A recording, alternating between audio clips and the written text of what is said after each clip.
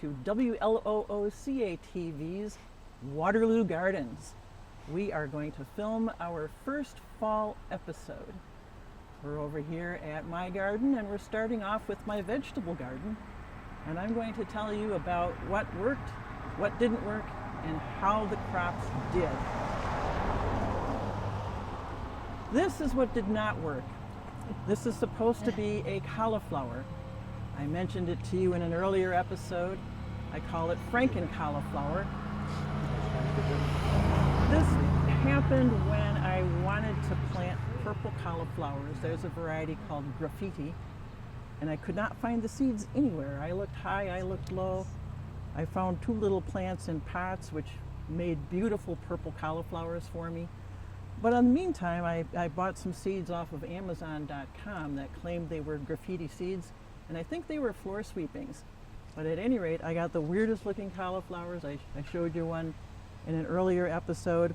What we have here are the remaining plants, and I keep hoping that they will produce some sort of cauliflower. But as you can see, this one is huge, and there's nothing even remotely like a cauliflower bud of any kind in it. The one behind it is also pretty huge. It sort of has a cauliflower in it with lots of leaves sticking up. So when I do my garden cleanup, I'm just cutting these down and throwing them away. And the lesson for me is don't order graffiti cauliflower seeds off of Amazon.com. Just don't do it. Friends don't let friends do that. All right. So that's my big disappointment. This was a hard year in terms of a hard summer, in terms of a drought and high temperatures and very drying winds. My pepper plants just loved it. So over here are my poblano peppers. They're still going strong, producing lots of nice peppers. And when I know for sure we're going to get a killing frost is when I'll pick everything and pull the plants up. Until then, they can just keep making peppers for us. Over here are my banana peppers, also having a great year. We already have several quarts, or we already have several dozen pint jars of pickled banana peppers. If you slice them and pickle them, they're great on a pizza. Mm-hmm. What used to be in here were kohlrabis and Franken cauliflowers, so all harvested. I did manage with the Franken cauliflowers to get a couple of cauliflower heads. They were pure white, so much for purple, but they were normal, and I blanched them and froze them. So that was sort of a success. Here are my sweet peppers, also having a very good year. I had the best crop ever of sweet bell peppers this year. They really did like that hot, dry summer with plenty of supplemental watering by me.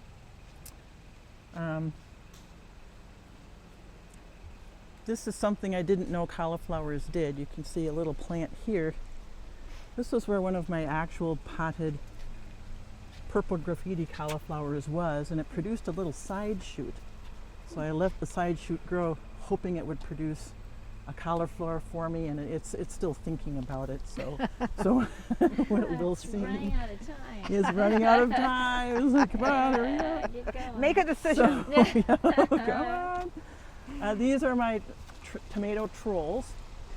Since our kids have moved out of the house, we only planted 3 tomato plants instead of 4 this year. But even so, I already have over 50 quarts of various good tomato sauces and salsas and stuff put up, and more coming. I'm going to leave these even though they're mostly dead. It's just easier for the tomatoes to ripen out here rather than cover my counters and tables with the tomatoes. So very good year for the tomatoes, but it could have been a better year. They dried up very quickly, and the hot, dry weather was kind of hard on them. This is where my beans used to be. It was a good year for beans. I planted a second crop, in fact.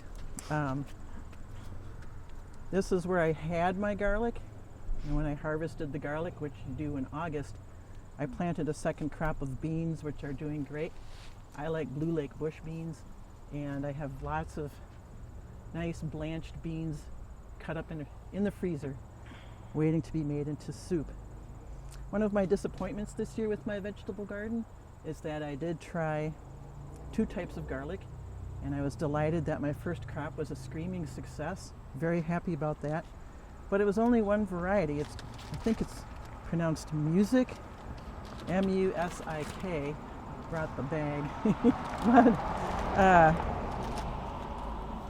And they overwintered beautifully and produced nice big heads. But the other half that I tried was something called Spanish Red Roja, and they didn't even sprout. So that was disappointing. Half of my garlic didn't even come up, you know. They're big. But you know what? It's sprouting now. So, so I don't know. I guess I'll just cover them up with mulch and see if they make it through the winter. Here is where I had my little certified butterfly garden back here with swallowtail friendly plants. Parsley, which is having a great year, as you can see. And then dill and fennel. It was a great year for all of my herbs. Most of my kitchen herbs are spread around the perimeter of this garden bed. The other thing that I really like doing is flowers, of course. And in this area of my yard, the flowers are all the kind that bloom for the whole growing season. None that are fall specific. So you see the petunias and the salvia and the California poppy and the butterfly weed have been blooming all year. The ageratum down there, the fuzzy little purple ones. Mm-hmm. Kind of disappointed in my morning glories. They did not bloom much this year. Usually these would be covered with beautiful purple and blue flowers, but not this year. There are some flowers though that bloom at this time of year and this time of year only. Some perennials. And some of them are over here, and they're a kind of crocus. There are 2 kinds. One's called Conqueror and the other one is called Speciosus, otherwise known as the saffron crocus. So here they are. This is Conqueror. And the Speciosus has big, thick, fat stamens, big, thick, fat orange stamens. Mm-hmm. So here's a... Those are pretty. Have you saved the saffron? I have not. This is one of my Oh, wow. experiments Look for at that. last year. So this is, I get to see how it turned out. Very happy, so happy. I bought a bunch more bulbs and planted them a couple of days ago so I can have more of these. Very happy with these flowers. I like them a lot. The stamens are amazing. Yeah. And the bee is liking it. So we'll keep going up the sidewalk here. And one thing I do deliberately so I have a little more fall color is I plant gladiolas late so that they bloom in late September and early October. I have a couple that are left still that I'll show you guys. Here's more of the fall blooming crocus.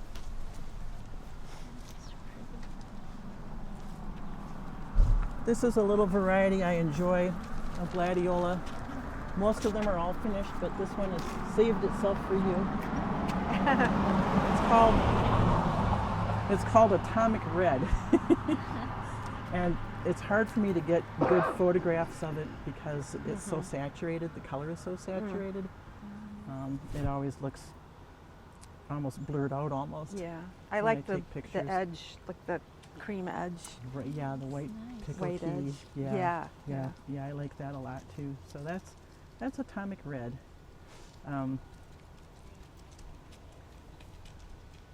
These peonies here, I like how they change color in the fall, and some of them get this powdery mildew on them.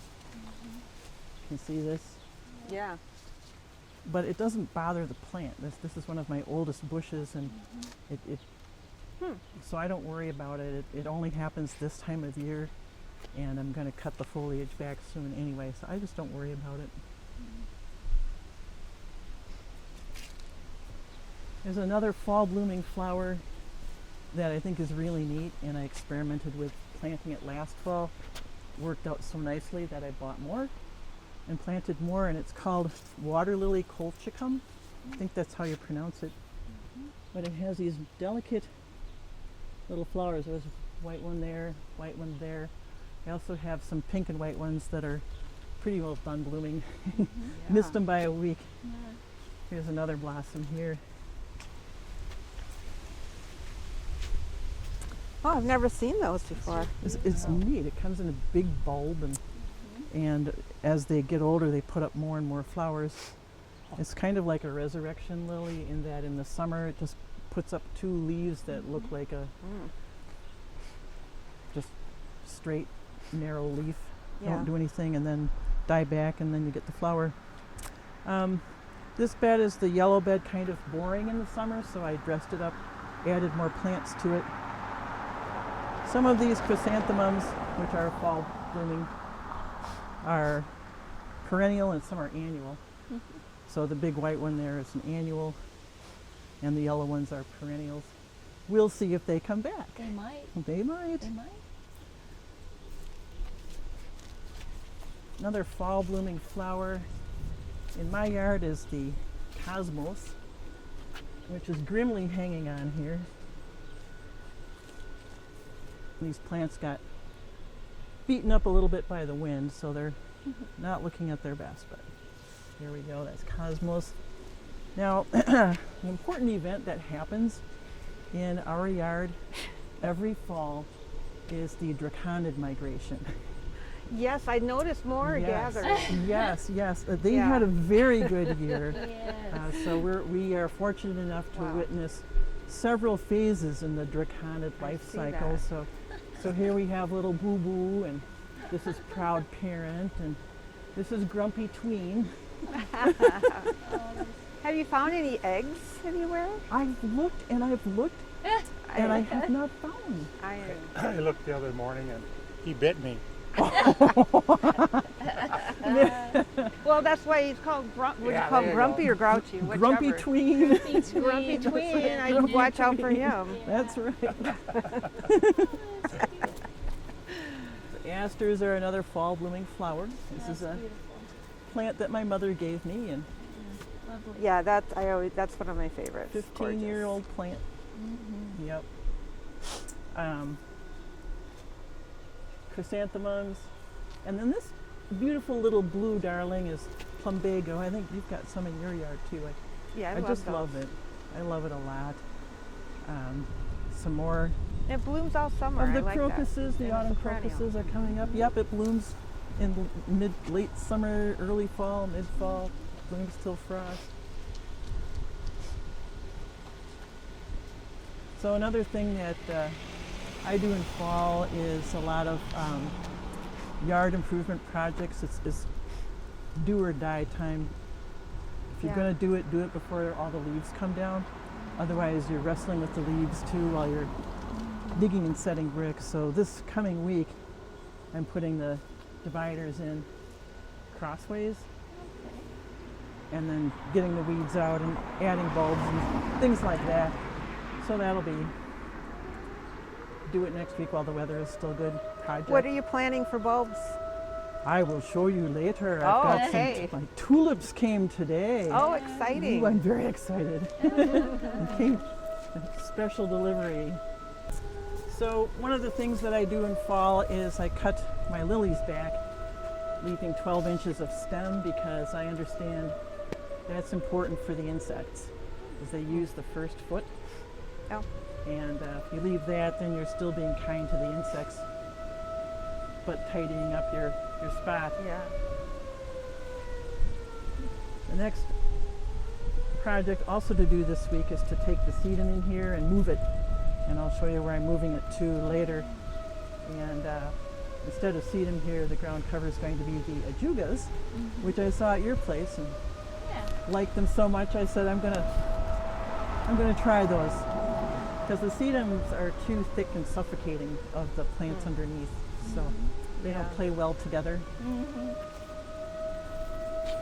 Also on tap for this fall after the hard frost is pruning. have to prune that cherry tree back. It was a very, very good year for the cherry. Had the biggest harvest ever. Wow. Had 66 cups of pitted cherries. So that's huge. It's top freezer stuff. Oh, that's great. And this was, I ran around in May when we had that frost. My husband and my son were wrapping it up in wool blankets and everything to preserve the buds, and it paid off. Yeah. Wonderful. So happy about that. So another stage in the draconid life cycle is middle age.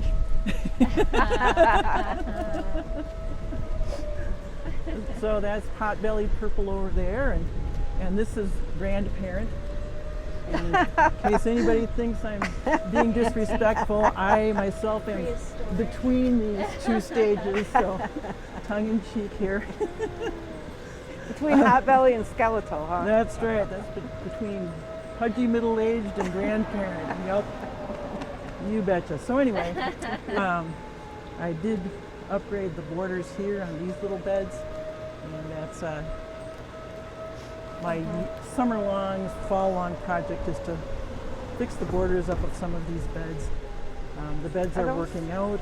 They're looking nice. Yeah.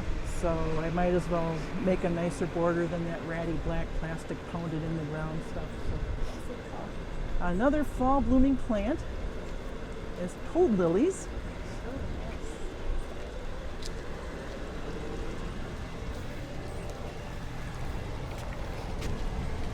So the toad lilies like being by the fountain. Yeah. And they're having a good year. Oh yeah, those are great. Several different varieties. These are the oldest ones. These are several years old, and these shorter ones in front I planted last year. So, and they start blooming in October.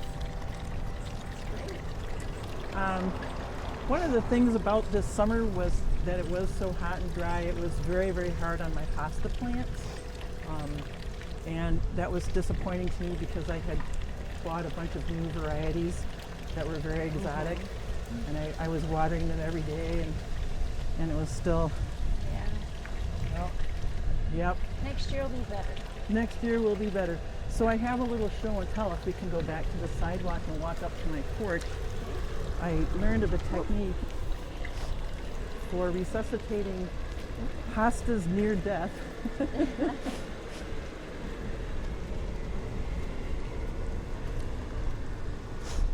that a pomegranate? That is a dwarf pomegranate. These are both dwarf pomegranates. Oh. I make a nice little bonsai tree. Yeah, this one especially, it blooms for months and produces nice fruits. Wow. The pomegranates loved this summer. These are the biggest little fruits this dwarf has ever created. Yeah. And this one is, Very nice. I bought them from the same place a couple of years apart, and this one has to be pruned back and it has to freeze once or it won't bloom at all. So, weird. Okay, so this is the thing that happened with my hostas. They would grow nice roots, and then the branches, the leaves would turn yellow and fall off and break off. And so now we have a hosta that's near death. It has this is all that's left. Just this little viable little tip. There it is. So what I learned you do is you take a jar of water and suspend. Look at this, isn't this sad? Torture. Oh my goodness. So that it's the roots are in the water, but the crown part is above the water, and you just change the water periodically, and it gets a little bigger. This is miracle So that lemonade. one started out just like that, Yeah. huh? This has yellow flowers. If I can ever get it to that point, we'll have yellow flowers. Huh. This is a nice one never called seen a yellow Raspberry flowered one. Sundae, and see, it Look at looks so that. much. See, Yeah. yeah. So over winter and then next spring, plant and hopefully Yep. crisis averted. So I just learned that this spring, so Oh, that's I had a chance to try it out. great. So let's see, next project, this is a big project, water drought on our mind. So if you could go that way, watching for the wires there. Oh yeah, here's a purple water lily colchicum right here. Yeah. So this is where the sedum is getting relocated to. I've got everything all ready. I just have to put it in the wheelbarrow and schlep it over and plant by plant.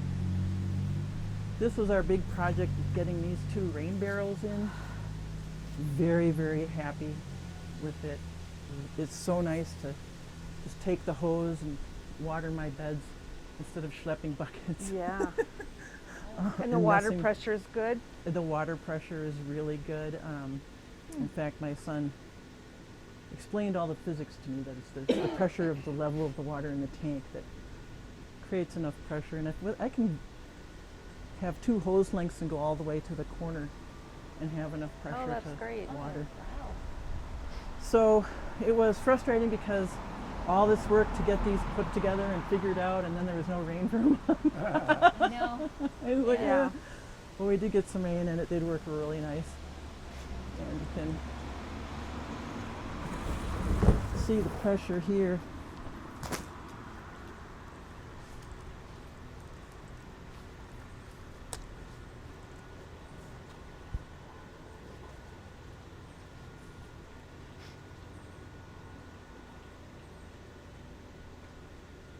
If it squirts you, I'm going to be impressed. Yeah, it's I yeah, better get right out of there. the way. Hear it. Yeah. There. There you go. Okay. Oh, Well, That's pretty good. that'll work. Yep, it's good for watering. yeah. Yep. It's not good for rinsing off cyclocross muddy bikes, but Oh yeah, all your precious rainwater too. Did they use the rainwater to rinse off their bikes? no, there's not enough pressure for Oh, that. I was gonna say. I let him use the hose bib for that, but Yeah. so there'll be some tweaking. Will you empty that out in the winter? Yeah. You don't want to let it freeze. I Yeah. did that with the side rain barrel and it popped the top off, and I got a lecture from my son. You don't want to get lectures from your kids. I would like to arrange something so I can tell what the water level is in them, some sort of little floating gauge. Sure. You know, that's a good tweak to do. So, Well, um, that's good projects all. great. More of the crocuses. More, you put them all over. So normally in the fall I plant bulbs, and I'm not doing any big lawn plantings this fall. I have in the past, but I did want to show you this neat gizmo to make it easier. So usually what I'll do is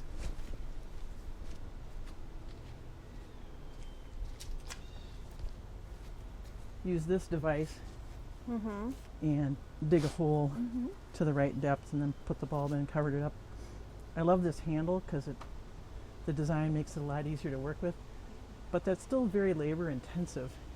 If you have a lot of bulbs, you don't want to do this, especially not through my clay soil hundreds of times. So instead, this uses water pressure.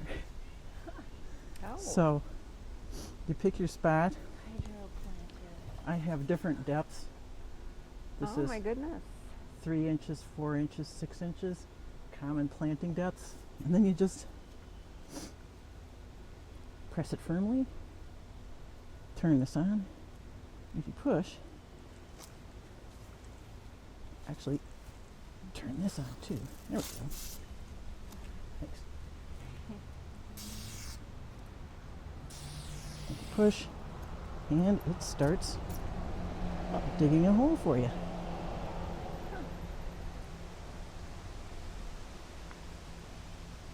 Anyway, so there you go. Wow. I've never heard of one of those. Wow. Pop in the bulb. And that's pretty deep? How deep is that one? This one I put up to the Oh, Oh. Oh, so lowest you depth. can, okay, so the whole thing doesn't go in, it just makes a hole. It'll Yeah. go in as deep as you. As, yeah, The I was longer expecting you- the whole thing to go down in It, for it some would. reason. The longer the water is on, Yeah. and you sit on it. I just stopped when it got to the lowest. Oh, yeah, that's Mark pretty here. cool. That's Yeah, great. it's really neat. So that came in handy when I was You don't even putting in have all to the get daffodils. down on your hands and knees for that one. I was not going to do it for 50 daffodils. Wasn't it? Oh, No, thank you.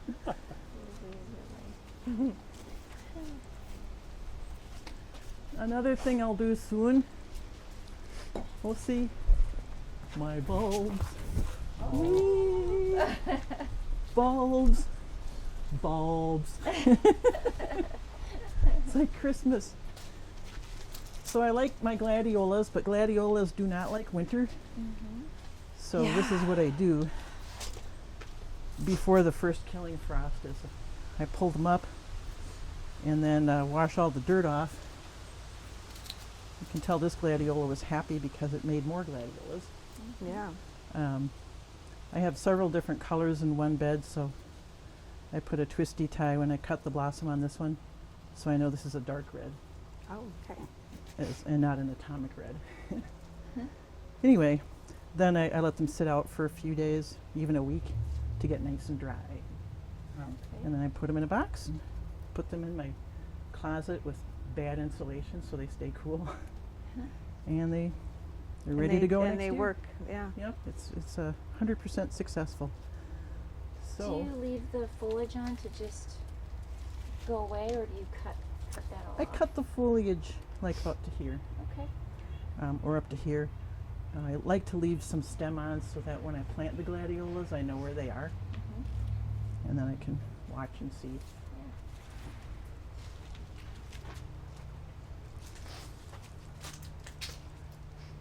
I was hoping these would be open, but they're not. Those are the Brugmansia angel trumpets. You need to go to see Don McGovern's on the corner of Van Buren and Knowlton Street. They are amazing.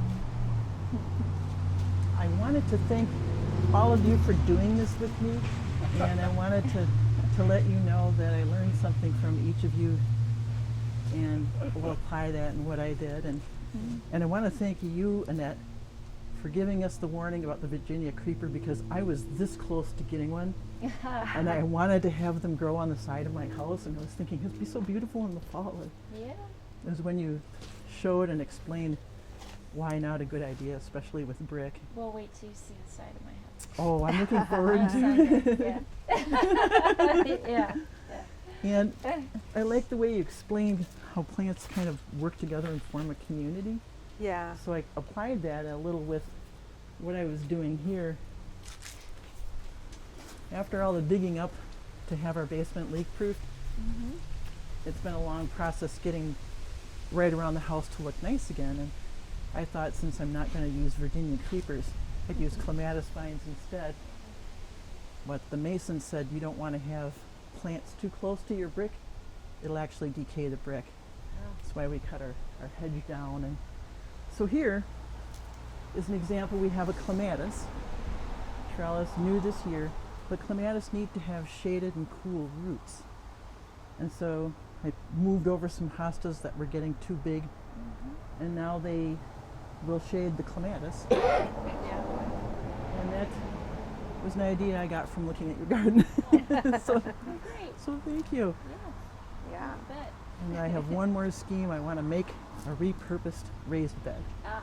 the way that you did. Those were really neat. So Thanks. thank you. Yeah. Pleasure. And you, I wanted to thank you, Lisa, for the butterfly gardens. I was so sucked in. Good, good. I was so sucked in. And the other thing that I really appreciated about getting a tour of your garden is that randomness can be really nice.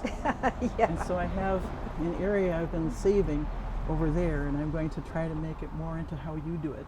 Oh, yeah. And I'll be using like the dill and the fennel seeds from that butterfly garden and planting them over there, and other things too, to see if I can kind of get a feel for that.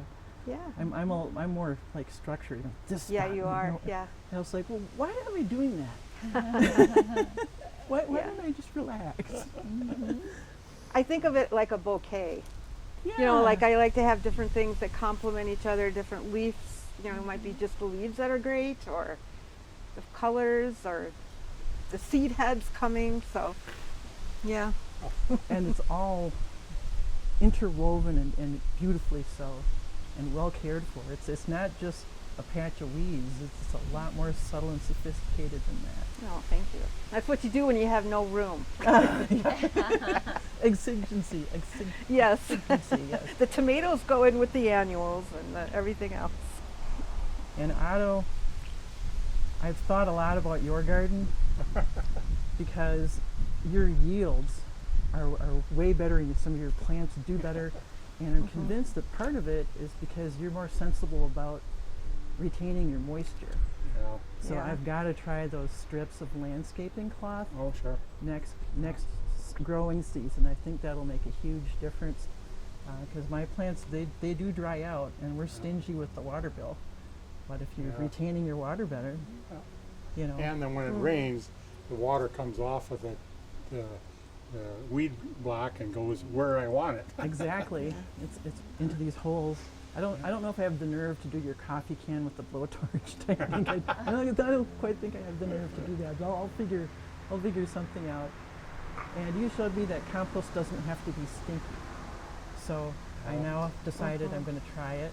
I'm going to try Good. composting, and it's clearly has many benefits, and maybe it's one reason why your blueberries are so amazing. Don't look at mine.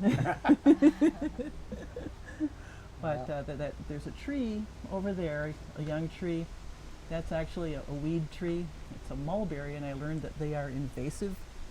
So this tree has this summer, but once it goes into dormancy, I'm going to cut it down because I don't want to have invasive mulberry trees. And that's where I'm going to put my compost barrel. Oh.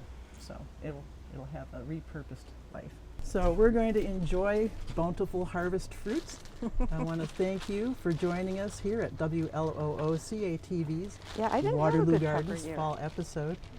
And Yeah, it's as so always, weird. if Some you- people there's somebody you and know others not. really so likes you just never plants and know. gardening and would like to share with the community, please contact us at WLOOCATV@gmail.com. Bye. Happy harvesting. Right. Bye.